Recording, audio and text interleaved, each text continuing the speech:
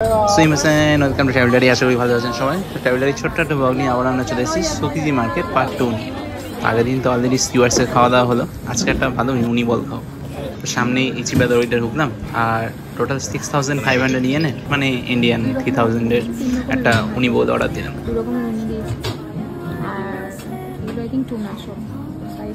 Japanese dusty স্যুপের সাথে খেতে হেভি লাগছিল এটা।